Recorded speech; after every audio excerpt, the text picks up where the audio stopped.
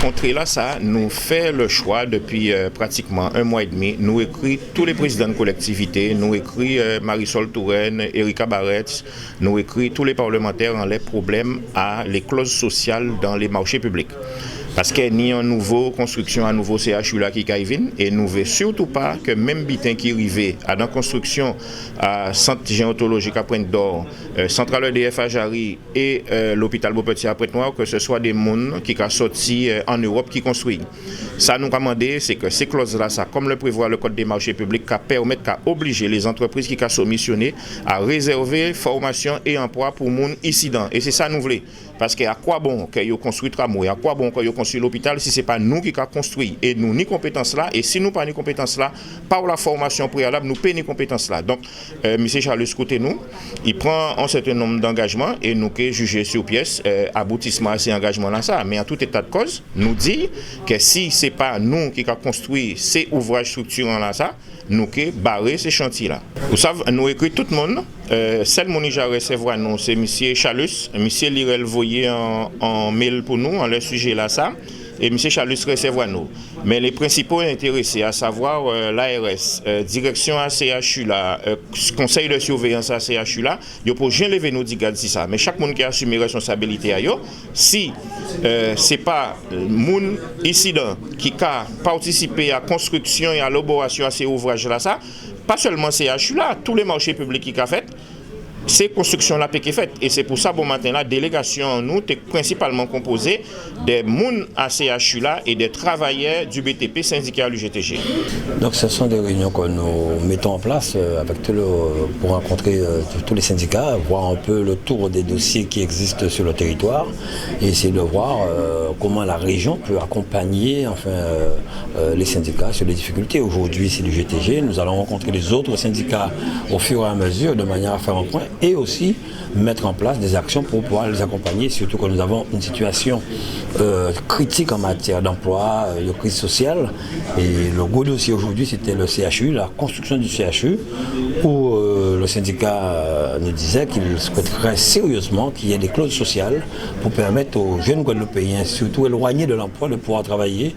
Parce qu'ils ont eu l'exemple de l'hôpital Pointe-Noire, ils ont eu celui de l'ECG, le centre gérontologique, où ce sont des entreprises extérieures qui travaillent et peu de Guadeloupéens. Donc nous sommes là aussi pour les accompagner sur cela parce que nous sommes entièrement d'accord pour qu'il y ait des clauses sociales pour que nous puissions permettre à nos jeunes Guadeloupéens de travailler.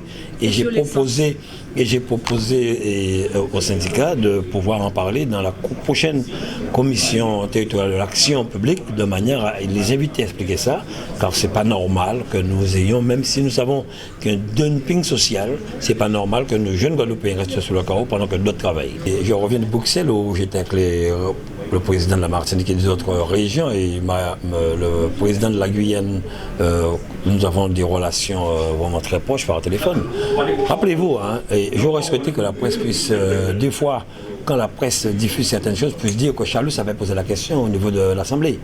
Tout ce qui se passe en Guyane et les difficultés, j'ai posé plus de 22 questions au gouvernement. Eh bien, ce sont des choses qu'on voit aujourd'hui. Mais je n'ai eu aucune personne pour pouvoir me soutenir. Et nous avons pourtant eu 3 ministres issus de l'outre-mer, plus la ministre de la Justice. Donc aujourd'hui, le temps me donne raison. J'ai été travailler, je n'ai pas été défendre un parti, j'ai été défendre mes compatriotes. Donc là-dessus, je le dis, s'il faut accompagner les entreprises, nous verrons avec eux, nous allons les rencontrer pour trouver des solutions. Je suis là pour pouvoir gérer une région et non faire de la politique politicienne. On prendra du temps parce que c'est notre fonctionnement, notre méthode de travail, mais je suis là pour accompagner mes compatriotes et c'est pour cette raison qu'aujourd'hui nous avons voulu commencer par les syndicats, les rencontrer, discuter avec eux. Comme je vous l'ai dit, c'était cette clause sociale que nous avons actée, où nous avons montré ce que la région fait. Nous allons lancer plusieurs appels d'offres où nous insérons ces clauses sociales dans tous nos marchés, que ce soit pour la formation, pour les jeunes éloignés de l'emploi et bien d'autres aussi, accompagnement aussi des associations. Et nous avons aussi fait le tour des problèmes de capestère qui devraient être réglés. Donc j'ai promis quand même au syndicat de rencontrer le président du conseil de surveillance de l'hôpital, le directeur de l'ARS et les directeurs des hôpitaux de manière à trouver une solution pour que nous puissions avancer. Et nous avons aussi parlé du projet que nous avons pour pouvoir installer une quinzaine de jeunes sur la ferme de Campèche, des terrains qui appartiennent à la région et au département, pour pouvoir les former. C'est un projet qu'a porté l'UGTG. Je suis entièrement preneur, c'est pour les Guadeloupéens. C'est pas parce que c'est l'UGTG qui a dit non, non, c'est ce que j'ai besoin, que des gens nous amènent des projets pour les jeunes Guadeloupéens. Et je leur ai aussi, nous avons aussi parlé des difficultés du BTP, des difficultés des communes. Alors, c'est pour cette raison, il faut le dire, que nous avions voulu revoir la taxe sur le carburant pour accompagner les communes.